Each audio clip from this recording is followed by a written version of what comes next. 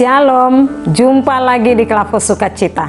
Bapak Ibu kekasih Tuhan, bagian firman Tuhan yang kita renungkan hari ini terambil dari kitab Perjanjian Lama, Nehemia pasal 13 ayat 3 sampai dengan ayat 5. Sebelum kita membaca firman Tuhan, mari kita berdoa.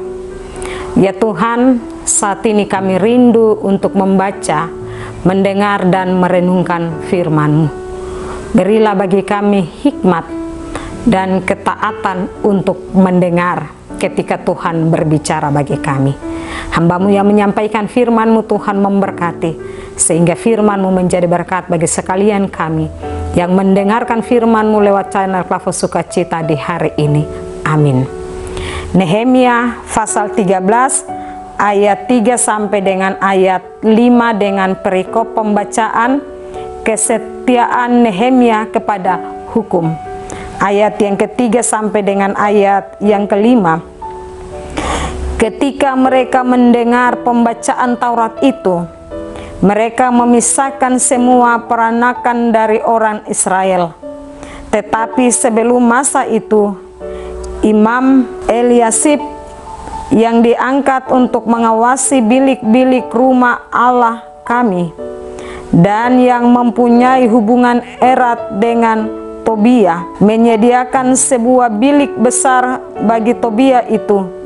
Sebelumnya orang membawa ke bilik itu korban sajian, kemenyan, perkakas dan persembahan persepuluhan daripada gandum, anggur, dan minyak yang menjadi hak orang-orang Lewi, para penyanyi, dan para penunggu pintu gerbang, dan persembahan khusus bagi para imam.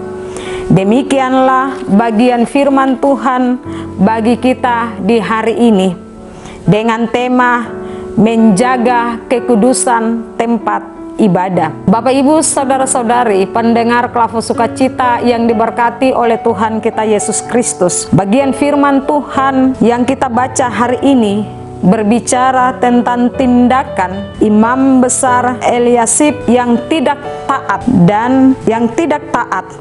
dengan cara memberikan ruangan besar di bait Allah kepada Tobia, seorang yang bukan berasal dari kalangan orang Lewi dan memiliki hubungan dekat dengan musuh bangsa Israel. Tindakan Imam Eliasib ini dianggap sebagai pelanggaran serius terhadap aturan dan kekudusan bait Allah, sehingga Nehemia setelah kembali dari tugasnya mendapati tindakan ini dan sangat marah, sehingga Nehemia memerintahkan agar ruangan tersebut itu dikosongkan dan Tobi diusir.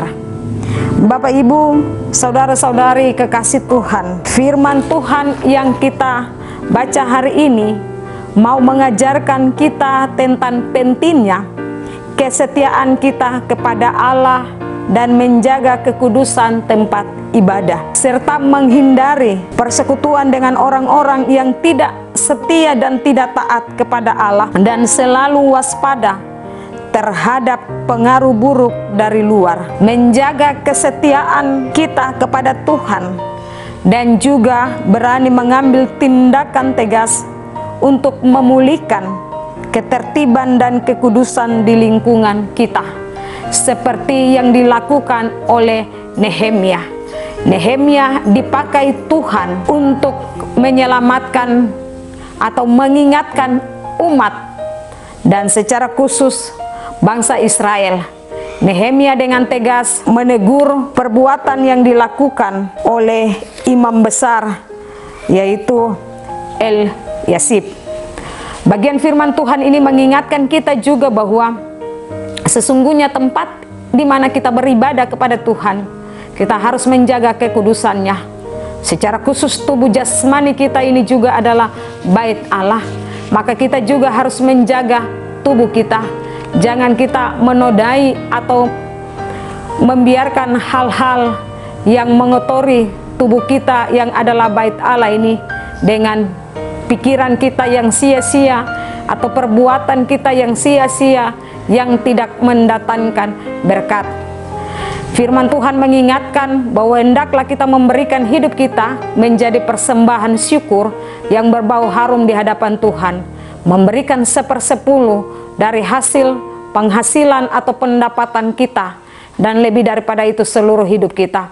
Sehingga Bapak Ibu kekasih Tuhan, ketika kita masih hidup di dunia ini, hendaklah kita mempersembahkan yang terbaik, baik tubuh kita, tetapi juga penghasilan kita, apapun yang kita miliki, supaya nama Tuhan dipermuliakan dan kehidupan kita diberkati. Tuhan memberkati Bapak Ibu dan saya lewat kebenaran firman Tuhan di hari ini.